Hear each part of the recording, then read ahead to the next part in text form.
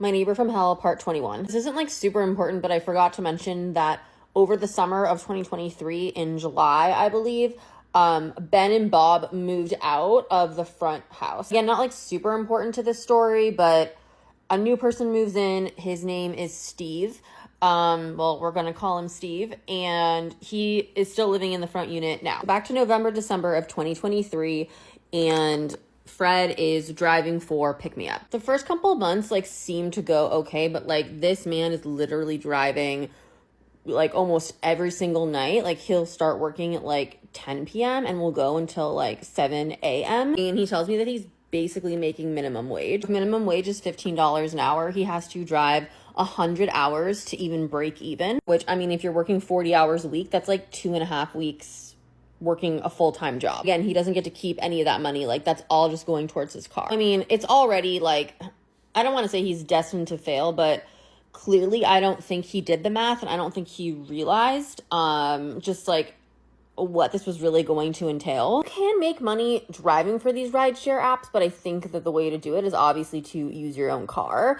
I mean, the downside of using your own car is that then you put a ton of wear and tear on your own vehicle, and of course like tons of miles on your own vehicle, which if you're leasing a car, that becomes expensive too. So it's just kind of like, I don't know, I guess you sort of have to like weigh out the pros and cons of that. But either way, like there's no way he's gonna make enough money. And of course there's like all these issues that happen with the car, like I don't know what happened, like he dinged the side of it one day, and like he got a flat tire another day, and he's a chain smoker, so he would leave the car parked in our driveway, because now that Sam and Jorge were gone, he was able to park in their parking spot in our driveway.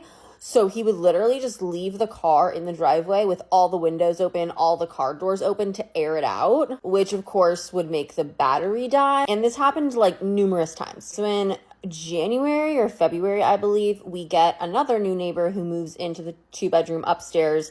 We'll call her Melissa. Melissa's really not relevant to the story, so you don't have to worry about remembering who she is. The only thing that changes is that since Melissa moves in, she now takes that parking spot. So the two parking spots, the two designated parking spots that my unit has, one of them is for me, one of them is for Melissa, and then up front, where Steve lives, he has 2 parking spots, but they are both designated to him. So when Fred first moved in, he obviously didn't have a car, but then once he started driving for Pick Me Up, he now has a car and no longer has a parking spot. Now, my street is permitted, so you need a permit to park on the street, but it's super easy to get a permit, and Fred gets a permit, so he's able to park on the street. But the thing is, like, you obviously have to move your car during certain days of the week for street cleaning. Of course, Fred forgot to do this multiple times, would get parking tickets that he could not afford. Also, one time left his car in Steve's driveway, and Steve had no idea whose car it was, so he called the towing company, and Fred's car got towed. This also happened to him again when he parked his car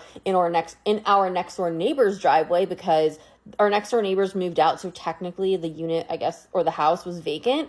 So he just decided to start parking his car in their vacant driveway. I guess planned on leaving it there for a couple hours, but of course he fell asleep and forgot, and his car got towed again. And sometime throughout his journey driving for Pick Me Up, I don't remember exactly when this happened, but he hit a motorcyclist. Yeah, the motorcyclist was okay. I mean, I don't think that they obviously lived, and there weren't any like serious injury, and he did have insurance through Pick Me Up, so I believe that this was like somewhat covered. But it's like, you know, there was like a ding on his car because of this, and it works like any other, you know, insurance works. Like you have a deductible, right? So he had to, I think, pay a deductible for the damage on his car. And again, I don't remember exactly what happened. I think that they waived like part of the deductible for him or something, but he obviously had to still pay another part of it. And like the dude is just completely strapped for cash at this point in time. Again, I don't remember exactly when this happened, but I believe it was sometime in like